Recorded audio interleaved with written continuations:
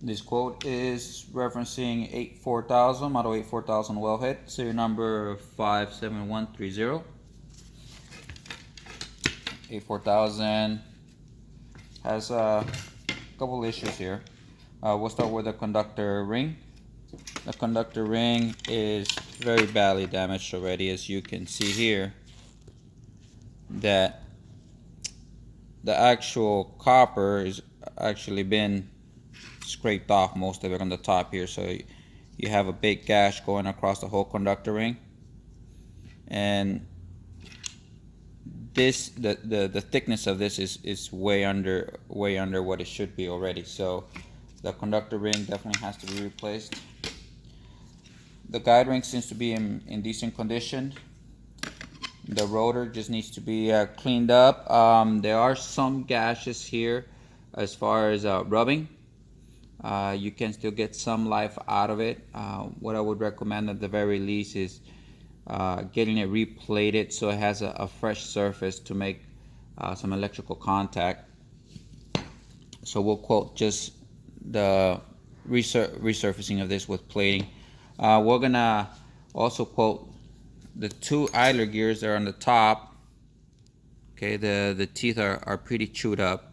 Okay, the other gear seems to be okay. They still have some life in them. The pinion gear still has some life in it. The motor seems to be in very good condition. We have an issue with the actual cable assembly. Obviously it's been cut up and put back together quite a few times. There's nothing really we can do with this cable assembly, so a new cable assembly has to be quoted.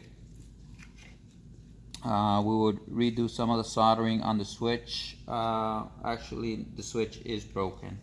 Yeah, the switch is broken, so you can see the piece on the switch right there. So a new switch for home position.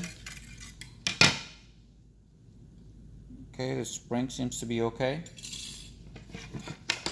The clamps, okay, at the very least we would want to adjust the clamps, and what we do is so you can get pressure back on here.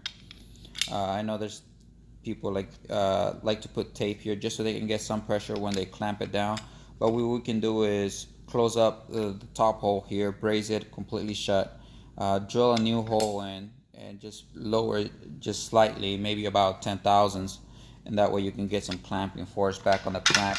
The other one still has some clamping force left in it, but maybe only about 2 thousandths, so we would recommend the same with this clamp. Remove the link, braze it, and get some clamping force back on there. So that's pretty much it. Like I said, resurface the rotor. We'll take a look at this ground wire, see if we can clean that up on the inside so we don't have to replace it. But we'll see if we can clean that out from in there. That way it doesn't continue to build up and eventually get clogged. So like I said, the rotor clamps need to be adjusted, the conductor ring and the cable assembly, and that pretty much narrows it down for serial number 57130, model 84000.